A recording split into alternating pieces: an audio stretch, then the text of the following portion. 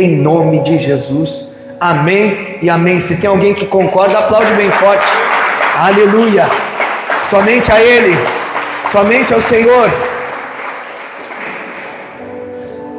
Então, irmãos, nós como seres humanos, desde criança nós erramos e aprendemos a quê? A não assumirmos. Aprendemos desde muito cedo a colocarmos a culpa nos outros. E com isso, nós nos acostumamos a arrumarmos sempre uma desculpa para os nossos erros, para as nossas falhas, para as nossas escolhas erradas, e até mesmo pela nossa falta de posicionamento, aonde muitas vezes acabamos facilmente nos isentando dessa responsabilidade. E o pior que fazemos ainda é que acabamos responsabilizando os outros pelos nossos resultados. E nós usamos isso como forma de justificar as nossas atitudes. Acabamos colocando a culpa nos outros e, por consequência, nos livramos. Eu quero hoje, nessa noite, falar um pouco sobre isso. E eu quero trazer como tema da ministração dessa noite: não terceirize. Pare de culpar os outros pelos seus fracassos. Abre comigo, como primeiro texto dessa noite, Evangelho de Jesus, escrito por João, capítulo 9, versos 1 ao 7. Evangelho de João 9, do 1 ao 7, diz assim: Ao passar, Jesus viu um cego de nascença. Seus discípulos lhe perguntaram: Mestre, quem pecou? Esse homem ou seus pais, para que ele nascesse cego? Disse Jesus: Nem ele, nem seus pais pecaram, mas isto aconteceu para que a obra de Deus se manifestasse na vida dele. Enquanto é dia, precisamos realizar a obra daquele que me enviou. A noite se aproxima, quando ninguém pode trabalhar. Enquanto estou no mundo, sou a luz do mundo. Tendo dito isso, ele cuspiu no chão, misturou terra com saliva e aplicou-o aos olhos do homem. Então lhe disse: Vá lavar-se no tanque de Siloé, que significa enviado. O homem foi, lavou-se e voltou vendo. Esse é um texto bastante intrigante. A maneira pela qual Jesus, ele utiliza para curar esse homem. Ele cospe no chão, faz um lodo, faz um barrinho e coloca no olho daquele homem e diz para ele: agora tu vai daqui até o tanque de Siloé para lavar o rosto. E aí imediatamente esse homem ficou vendo. Olha que interessante. Só que aconteceu nesse texto, nesse relato, lá no início, onde nós vemos ali, versículo 2, há uma pergunta, há um questionamento dos discípulos: Mestre, quem pecou? Este homem ou seus pais, para que ele nascesse cego? Então aqui já começa: de quem foi a culpa? Quem é o culpado disto? E nós, como seres humanos, nós temos um impulso automático de tentar sempre entender ou de justificar qualquer coisa que acontece em nossas vidas. Só que isso, irmãos, sempre existiu. Conforme vemos a pergunta aqui dos discípulos a Jesus: quem pecou? Ele ou seus pais? A culpa é um problema que nós tentamos lidar diariamente. E temos o vício de achar um culpado. Só que isso acontece desde a criação. Vai comigo ali. Abre comigo em Gênesis, capítulo 3, versos 9 ao 13. Vamos pegar bastante base para depois nós entrarmos naquilo que o Senhor quer ministrar no nosso coração. Gênesis 3, do 9 ao 13, diz assim: Mas o Senhor, Deus, chamou o homem, perguntando: onde está você? E ele respondeu: ouvi teus passos no jardim e fiquei com medo, porque estava nu. Por isso me escondi. Deus perguntou: quem lhe disse que você estava nu? Você comeu do fruto da árvore da qual lhe proibi comer? Disse o homem: olha só, foi a mulher que me deste por companheira, que me deu do fruto da árvore e eu comi. O Senhor Deus perguntou então à mulher: que foi que você fez? Olha agora a mulher. Respondeu a mulher: a serpente me enganou e eu comi.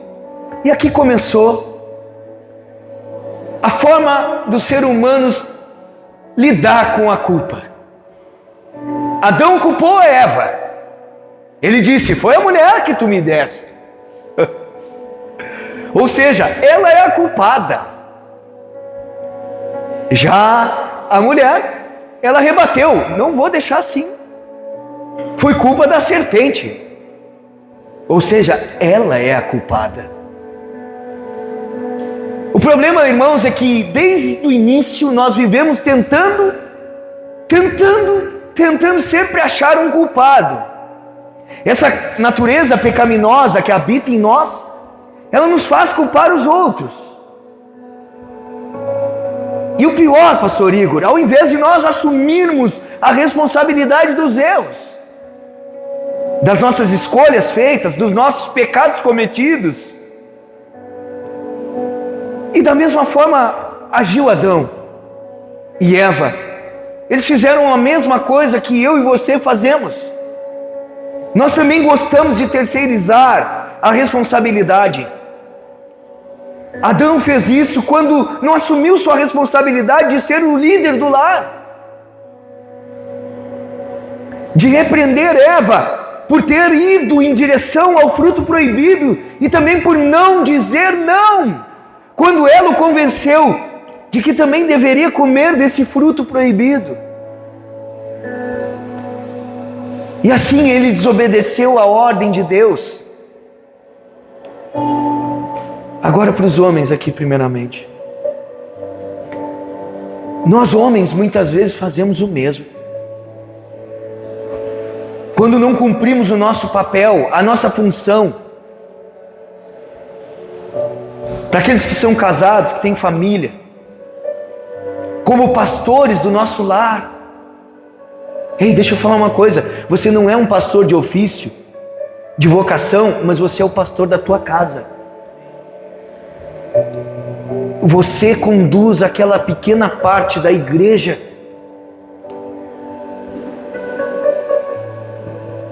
E muitos de nós se responsabilizam e muitas vezes deixam de ser provedores. A figura do homem é de provedor. Mas quando a gente sempre ouve essa palavra provedor, a primeira coisa que vem na nossa cabeça é prover dinheiro, prover realmente o alimento, roupas, o colégio para o menino, para a menina. A gente sempre tem essa primeira questão, mas só que provisão, provedores, nós somos como homens no corpo, na alma e no espírito, também da nossa esposa dentro da nossa casa. Isso é uma responsabilidade. Mas como que tu entendeu isso, pastor? Da onde tu tirou essa? Isso é uma heresia. Não, calma, segura o coraçãozinho, com base em 1 Pedro capítulo 3, verso 7, que diz que a mulher é o vaso mais frágil da aliança. A mulher, ela tem as suas limitações. Não que a mulher não tenha realmente alguma resistência, ela tem, mas ela tem menos que o homem. No seu corpo ela tem força, mas não é igual ao homem. Nas suas emoções a mulher tem, mas só que eu estou falando realmente quando um homem se coloca na posição, irmãos, que hoje a gente vê tanto homem aí que é mais frágil que mulher.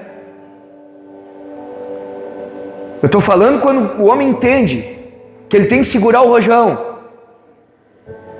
que que na hora de segurar o choro, na hora de que trancar os dentes, tem que trancar. Não é no sentido de ser alguém duro, alguém estúpido. Estou dizendo na hora difícil, quando tem que sustentar o lar, quando tem que se levantar e dizer, é comigo. E também outro texto de Efésios capítulo 5, 23, e também 1 Coríntios 11, 3, que afirmam que o marido é o cabeça da esposa. O que é prover no corpo? O que é? Qual é a provisão que o marido precisa trazer? A provisão de prover no corpo é ser responsável, sim, pelas finanças. Amém? Trabalhar e prover recursos. Amém? Mas não é só isso. Provedor de segurança no seu lar. Quantas e quantas vezes eu ouvi a minha esposa dizendo, quando tu está em casa, eu me sinto protegida. Essa é uma figura do homem. Essa é algo que o homem precisa levar a sério. Mas não para por aí. Ele provê com o trabalho, ele traz a segurança com a presença, mas ele também participa. Provedor, alguém que também participa do ensino aos filhos, do cuidado com os filhos, da educação aos filhos. É papel do homem olhar para a criança, para o seu filho, e o filho pegar e baixar a bola. Muitas vezes aquele filho está deitando e rolando com a esposa ali, e chega um momento que ela já não tem mais. Ela fez tudo que podia. Aí, meu querido, você e eu precisamos ter aquele olhar de quem fulmina o goleiro. Olha para ele e não precisa falar nada. É um olhar de quem realmente está ali na posição de educar, de dar limites, de estabelecer. Aquele momento acabou. Hoje as mulheres estão ali se escabelando, tentando educar, e o marido está ali que nem uma planta, irmãos. Esse não é o papel que Deus tem para mim e para você. Ele quer que nós realmente participamos, nós tenhamos participação como provedor de educação, de limites. E isso é uma hora que a mãe, quantas mães aqui também, os seus filhos obedecem, mas tem um momento que nem as mães já estão aguentando. É ou não é verdade? Vai lá, fala uma vez, ele fala duas, tá, mas tem aquele dia que não tem jeito, que a criança parece que ela está com um tampão nos ouvidos. E aí, onde que está o marido? Aonde que está o marido? A minha esposa só dizia assim, espera o pai de vocês chegar em casa. E aí a coisa já dava uma amenizada. E aí tinha vezes que eu tinha que ter aquela conversa mais acalorada, aquela conversa mais enérgica. Que nem uma vez a Duda e o Gui, eles brigaram. Eles quase não faziam isso, né? E eles brigaram, e eu peguei os dois e botei os dois de frente, um com a cara no outro, assim. E eu disse, enquanto vocês não se acertavam, vocês não vão sair daí. E eles quase se tocando com o nariz, assim, ó. E aí daqui a pouco já estavam rindo, E aí foi. Tem que dar limite. Tem que entender que a coisa tem que andar de acordo com a forma da liderança que o pai e a mãe dão dentro de um lar. Isso é responsabilidade, é assumir.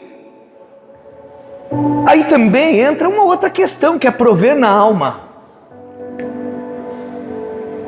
Aquilo que eu falei, nós somos responsáveis como homem por segurar o rojão quando está difícil, quando tem uma situação de doença na família, quando tem uma situação de crise financeira, quando tem uma situação muitas vezes ministerial. Cara, homem, dá limite, estabelece, não, isso aqui não dá para ser, tem que ser desse jeito. Isso não está no agrado de Deus, não está da forma que Deus se agrada.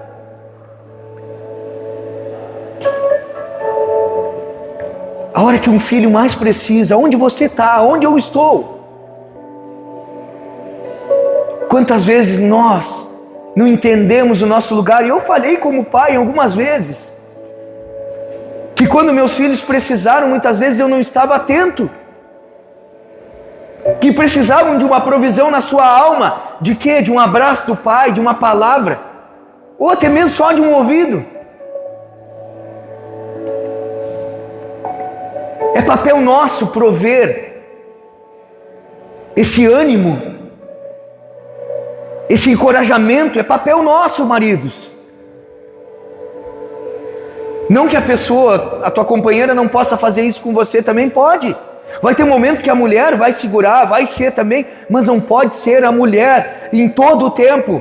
Esse é o papel nosso, de realmente tentarmos sermos aqueles que provêm tudo aquilo que a nossa casa, a nossa família, a nossa esposa precisa.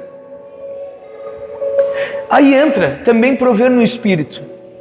E aqui eu acho que é o grande problema, porque tudo começa no espiritual. Diga comigo assim: as coisas espirituais regem as naturais. Às vezes tu não entende porque que a tua vida não anda, porque tu não está realmente priorizando a vida no espírito. Vivemos ciclos de que começamos algo, paramos, mudamos, fazemos, estamos em busca de algo que realmente se torne uma identidade. Mas deixa eu falar, a identidade não está no que você faz, é em quem você é. É quem você é que precisa se resolver. Alimentar a sua casa espiritualmente, o homem precisa preocupar-se. O homem precisa preocupar-se, chamar a responsabilidade de orar, de muitas vezes cuidar se realmente está se relacionando ou não, de ler a palavra, de ter uma vida em comunidade, trazer a sua família para isso. Aí muitas vezes a gente olha e não tem nenhum problema das mulheres se destacarem, mas muitas vezes mostra uma omissão dos homens. Existem vocações? Amém. Cada um tem uma vocação? Sim. Mas o homem tem uma responsabilidade de realmente buscar o alimento espiritual para nutrir a sua casa. Está difícil, o que vamos fazer? Vamos se desesperar? Arrancar o resto dos cabelos da cabeça? Não, vamos orar. Vamos depender de Deus, vamos ajustar, vamos pedir sabedoria. Agora, não para por aí. A mulher agora ela precisa assumir também as suas responsabilidades. Por quê? Porque a palavra de Deus ela fala que a mulher é a mulher auxiliar. Vamos juntos. Auxiliar. Esse é o texto que está em Gênesis capítulo 2, verso 18. A palavra auxiliadora no original ela significa socorro, apoio, ajuda. Então a mulher deve apoiar, ela deve ajudar, ela deve prestar socorro, cuidado ao seu marido. Quantas vezes as mulheres também não agem de forma que a palavra diz? Se responsabilizam, não tem esse apoio. Às vezes o homem precisa que a mulher esteja ao seu lado nas suas decisões, nas suas escolhas, mas também precisa que a mulher seja alguém que muitas vezes funciona como uma lâmpada acesa. Quando o marido está deixando de se responsabilizar, ela pode pegar e dizer para ele: opa, esse não é meu papel, é o teu. O meu papel eu vou fazer, mas o teu tu precisa fazer.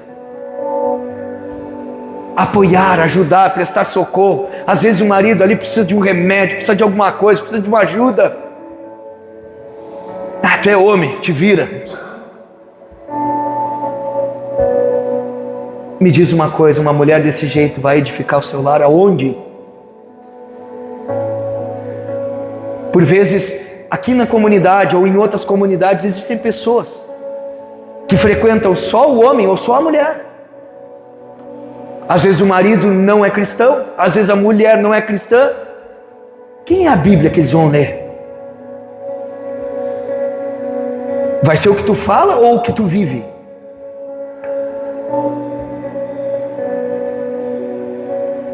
É isso que deve nos preocupar, realmente essa responsabilidade de vivermos. A mulher sábia, ela edifica o lar. Provérbios 14:1 diz sobre isso.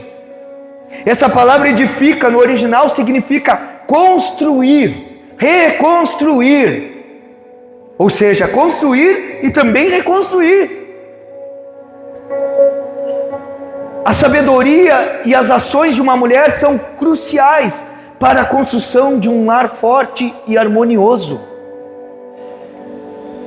Então a mulher deve ser o quê? Auxiliadora, ela deve ser uma mulher sábia, que edifica o seu lar, traz edificação, mas a mulher também deve ser submissa ao marido. É um texto que está em Efésios capítulo 5, versos 22 ao 24. Essa palavra no original significa subordinar, sujeitar, obedecer, submeter-se ao controle de alguém. Ser submissa, só que à maneira de Deus, irmãos. Não uma submissão cega, que muitas vezes afugenta as mulheres e anula elas. Onde muitas vezes o homem é um carrasco dentro de casa, um animal. Não é isso que está falando. Sujeitar alguém que primeiramente se sujeita. Alguém que não se sujeita a Deus não é complicado, irmão, de uma mulher se sujeitar, se ele não se sujeitar ao Senhor. A maneira de Deus, ou seja, ser submissa é estar debaixo da proteção, da liderança do marido. Ou quando o teu marido, mulher, você tem que orar e pedir a Deus que Deus faça com que o teu marido viva o propósito, que vai ser bom para você. Homem, ore para que o Cristo também faça a sua mulher viver o propósito dela, porque vai ser bom para você. Agora o que mais me impacta é que muitas vezes os dois puxam para baixo e para trás. Tá ruim a coisa, vai piorar, porque nenhum dá um passo de fé, de avançar. Um está desanimado, o outro também. Vamos puxar para trás e não para frente, não vai dar certo.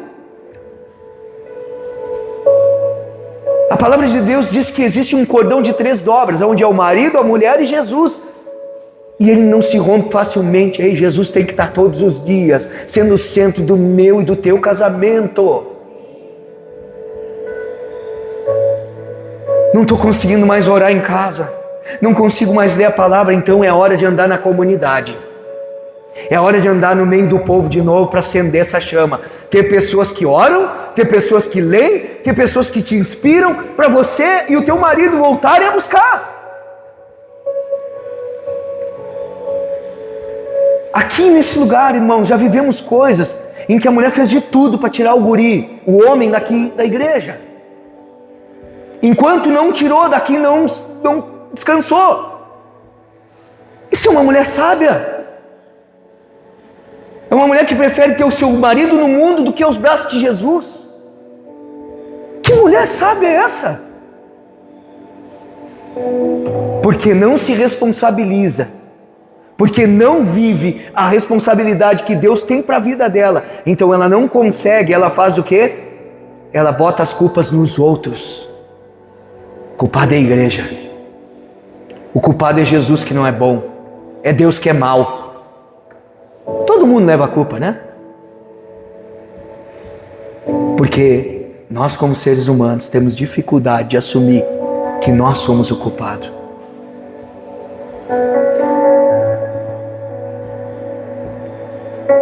Ser submissa à maneira de Deus é estar debaixo da proteção e liderança do marido, deixando ele ser homem, e a mulher deixar ele cuidar e proteger ela e os filhos da forma que Deus quer que ele cuide.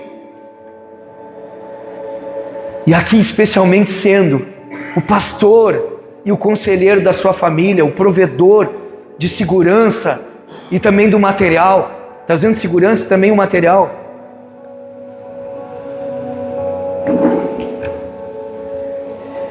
Sabe de uma coisa? Preste atenção nisso. Uma aliança de casamento, um depende do outro. Um depende do outro para cumprir o seu papel. Tua esposa está desanimada, anime ela. Teu marido está desanimado? Anime ele. Um depende do outro para cumprir realmente o seu papel. Ou vocês não entenderam que o ministério de uma só carne ainda? Qual é a pessoa que é uma só carne com a outra e vai querer o mal dela?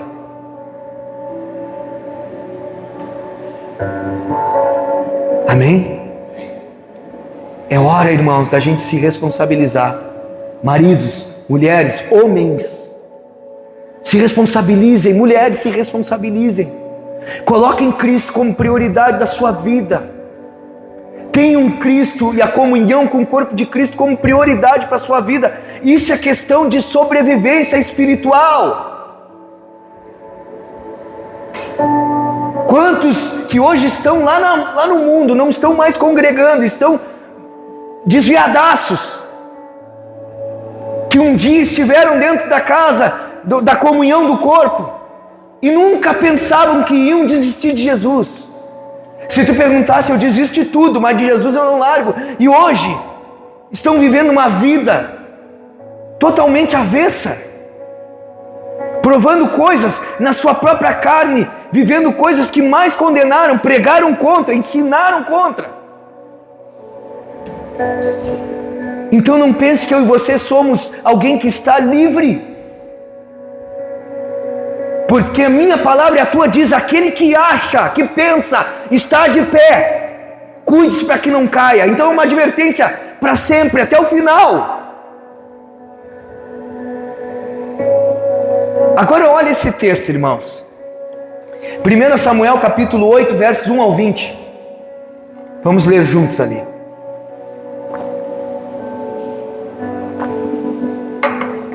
1 Samuel 8, do 1 ao 20 diz assim: Quando envelheceu, Samuel nomeou seus filhos como líderes de Israel. Seu filho mais velho chamava-se Joel, o segundo Abias.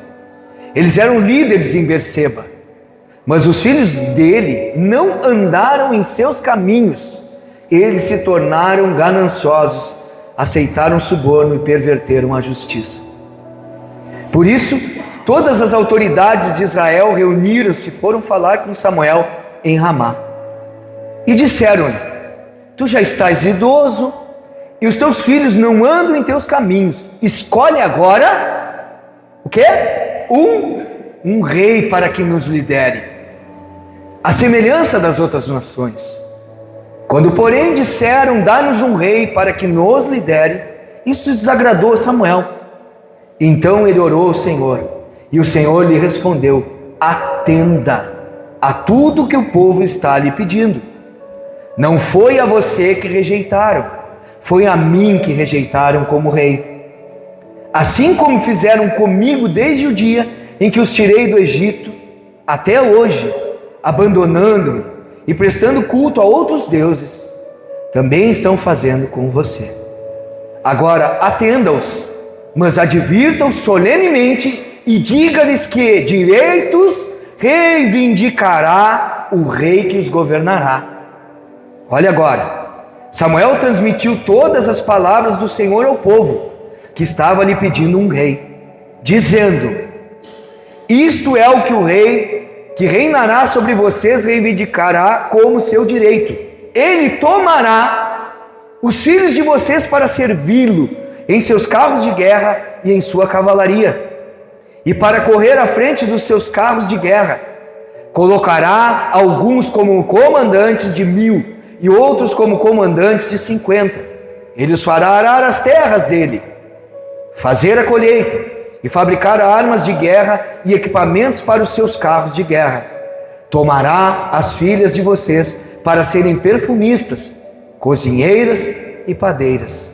Tomará de vocês o melhor das plantações, das vinhas e dos olivais, e o dará aos criados dele. Tomará 1/10 dos cereais e da colheita das uvas, e os dará a seus oficiais e a seus criados. Também tomará de vocês para seu uso particular os servos e as servas, o melhor do gado e dos jumentos. E tomará de vocês 1/10 dos rebanhos, e vocês mesmos se tornarão escravos dele. Naquele dia, vocês clamarão por causa do rei, que vocês mesmos escolheram, e o Senhor não os ouvirá. Todavia, o povo recusou-se a ouvir Samuel e disseram: não, queremos ter um rei. Continuaram teimando, querendo um rei. Seremos como todas as outras nações, um rei nos governará e sairá à nossa frente para combater em nossas batalhas. Samuel, ele tinha 2 filhos, que seriam seus sucessores como profetas e como juízes nessa época aqui. Só que o povo começa a pedir um rei, porque os filhos de Samuel não davam um bom testemunho. Eles se prostituíam dentro do templo, comiam da comida que era oferecida em sacrifício, faziam várias coisas, orgias. E aí eles não aceitaram e começaram a pedir um rei. Por quê? Porque essa cultura de terceirizar a responsabilidade, ela está impregnada no ser humano. Mesmo que Samuel mostrou diante deles que o rei ia pedir os filhos deles para trabalhar como no seu exército, e eles não poderiam dizer não. Ia pegar a parte das suas rendas, dos animais que eram produzidos, ia colocar impostos sobre eles, e não interessa, eles quiseram. Porque o grande problema do ser humano é muitas vezes não assumir a sua responsabilidade. E aí o profeta está explicando para eles que eles teriam que se submeterem. E mesmo assim, com todas essas coisas contra, eles escolheram que alguém ficasse à frente, se responsabilizando pelo que eles deveriam de ser responsáveis. O ser humano tem a tendência de se esconder atrás dos outros. Como o povo falou aqui no versículo 20.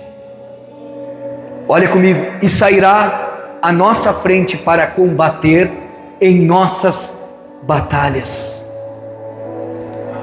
Sabe o que significa colocar alguém à frente? Colocar alguém à frente fica confortável. Para quê? Para culpar. Quando deu certo, a frase que a gente escuta, e vocês já escutaram, e a gente talvez já tenha falado, a gente diz assim: não está fazendo mais do que a obrigação. Verdade ou não é verdade? Mas quando essa pessoa ela faz errado, a culpa não é nossa, a culpa é dele. Ter alguém como à frente, para nós podermos culpar. Entenda que a batalha ela é sua. Você precisa lutar, você precisa encarar, você precisa assumir a responsabilidade. Você precisa ter um posicionamento. Infelizmente, também agimos assim na nossa vida cristã. Agora você vai pensar e vai se identificar, porque por muito tempo a gente faz isso. E se estamos fazendo hoje, espero que a gente entenda que não é dessa forma. Eu e você, nas questões espirituais, nós culpamos pessoas. Quantos aí fora, se tu perguntar, vão culpar as pessoas por não estarem mais indo na igreja? A culpa foi do pastor, a culpa foi da irmãzinha, a culpa foi do irmão, a culpa foi do diácono, a culpa foi do profeta, a culpa foi de todo mundo. Culpamos o trabalho. A culpa é do meu trabalho, eu não consigo mais buscar Deus por causa do meu trabalho, eu não tenho tempo. Culpamos a esposa. As esposas culpam o marido. Não, que meu marido, inventou compromisso, que o meu marido, que a minha esposa, não, que ela estava ruim, estava com dor de cabeça. Mas o culpado são os meus filhos. Que eles não correspondem, que eles não estão vivendo, que eles não estão querendo ir na igreja.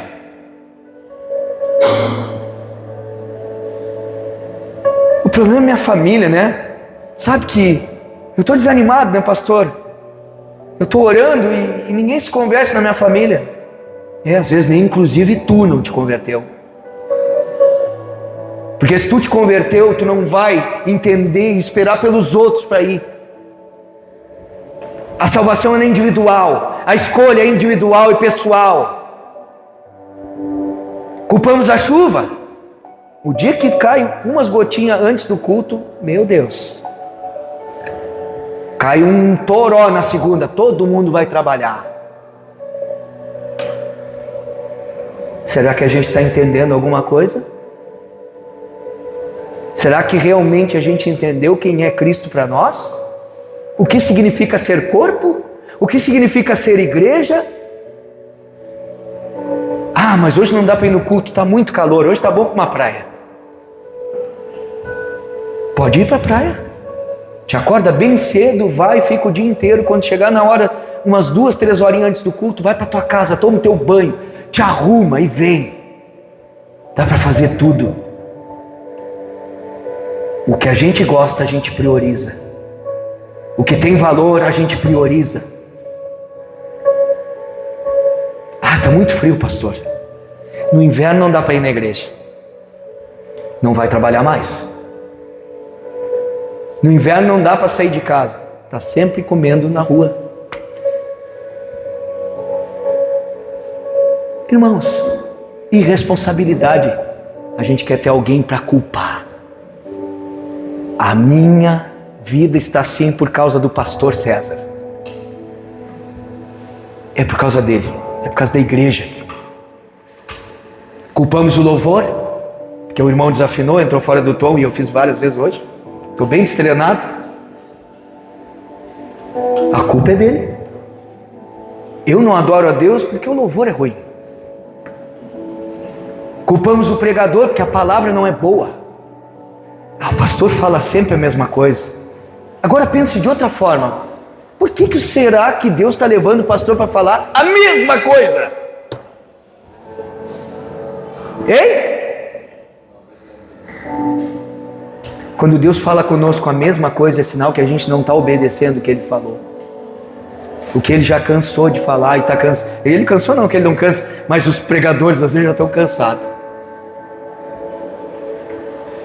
Culpamos o discipulador, o problema foi o discipulador. E aí quando nós não mais achamos desculpas, culpamos todo mundo, agora chegou em Deus. A culpa é de Deus. Tudo isso é o culpado da minha vida de fé ser medíocre. Por eu estar mal na minha vida cristã, na minha vida conjugal, na minha vida familiar, no meu trabalho. O problema do meu trabalho é o meu patrão. Deus te chamou para ser luz. Deus te chamou para ser alguém que realmente, independente do lugar, você tem que levar a paz, você tem que ser o sal, você tem que ser o tempero, não interessa.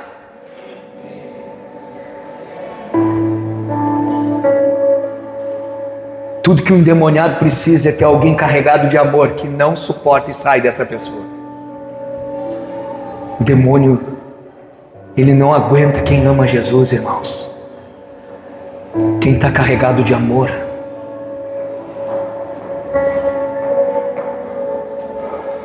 Então é isso aí. Tudo isso é o culpado da minha vida de fé medíocre. Por eu estar mal em minha vida cristã, de eu não ir na igreja, por eu não ter comunhão profunda com Deus. Por fim, irmãos, pare. Eu e você devemos parar de culpar os outros. O culpado sou eu. O culpado é você. Apocalipse 1:6 diz assim: e nos constituiu reino e sacerdotes para servir a seu Deus e Pai. A Ele sejam glória e poder para todos sempre. Amém.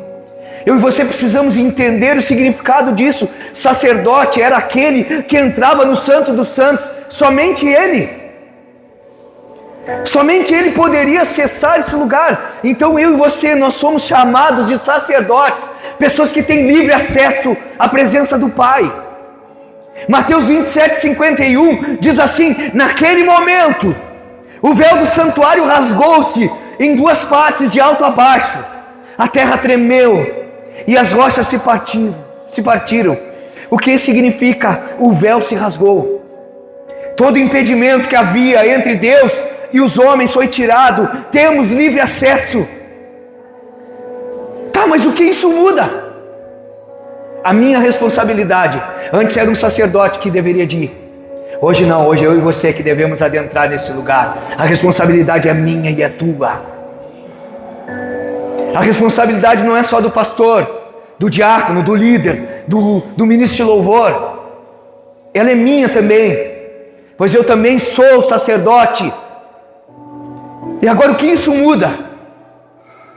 O que isso muda? O que isso tem que mudar? Eu não transfiro mais a culpa. Aí o que vai acontecer? Quando eu venho para a igreja, para a comunidade de fé, eu venho para esse lugar de uma forma diferente. Eu não venho mais para ser servido, mas para servir.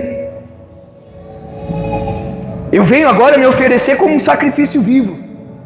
E sabe o que é sacrifício vivo? Que demonstra vida, que tem expressão, que tem atitude. Sacrifício vivo, santo. Ou seja, alguém que se separa para ele, é alguém que é incomum. O santo é algo incomum. Você é alguém incomum. Você sai do que é ser comum. Comum é todo mundo que vive do jeito que vive. Incomum é viver de uma forma contrária a tudo isso que o mundo prega. E aí por fim diz, e agradável. O que é agradável? É alguém que está de acordo com a sua vontade.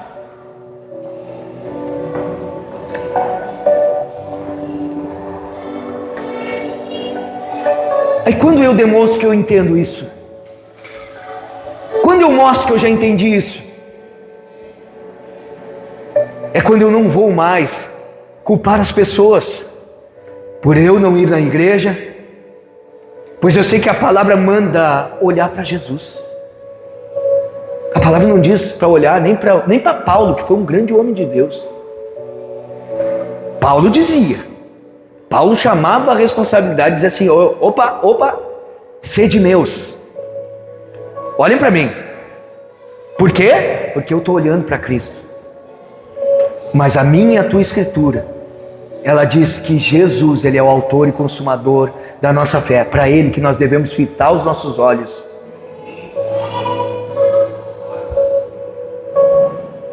Sabia que eu e você, nós somos responsáveis pela forma que nós lidamos com ofensa? Eu não posso muitas vezes evitar você de me ofender. Eu não vou ter a rapidez ou a velocidade necessária para tapar tua boca para te não falar. Mas eu tenho uma coisa que eu posso fazer. É fechar o meu coração para ofensa. E dizer, aqui não vai entrar. Você me ofender, tudo bem. Mas eu receber e aceitar essa ofensa, parte de mim. É uma escolha. A amargura, ela só se aloja num coração porque ela encontra espaço. Eu não quero ser uma pessoa amargurada que põe a culpa em todo mundo e não assume a sua. Eu não vou culpar mais o meu trabalho, nem a minha família, pois o problema sou eu que não priorizo o relacionamento com Deus, a intimidade com Ele. Eu não vou culpar o clima, pois quando recebo algo em troca, isso não é impedimento. Eu não vou culpar o louvor, o pregador, o discipulador, pois a responsabilidade de estar queimando de paixão por Cristo, ela ainda continua sendo minha. E jamais eu vou culpar o meu Deus, pois eu não obedeço a Ele. A culpa nunca é dele, que me ama de forma incondicional, é misericordioso e Ele é bom sempre. E aqui eu quero concluir. Precisamos parar de transferir nossas culpas, assumirmos, posicionarmos, reconhecermos. Lembre-se, Jesus, quando transferiu culpa, transferiu não a dele, não a culpa dele, pois Ele nunca se tornou culpado de nada. Ele transferiu a nossa culpa sobre Ele. Ele se fez culpado. Ele se fez culpado em nosso lugar, para que eu e você pudéssemos ter vida. E você e eu, o que vamos fazer? Vamos continuar achando culpados para a nossa vida medíocre de fé? O melhor é a gente admitir: falta amor, falta desejo, falta prioridade e colocar a Cristo como prioridade na nossa vida. A palavra está entregue, primeiro para mim. Primeiro para mim, depois para vocês. Vamos ficar de pé?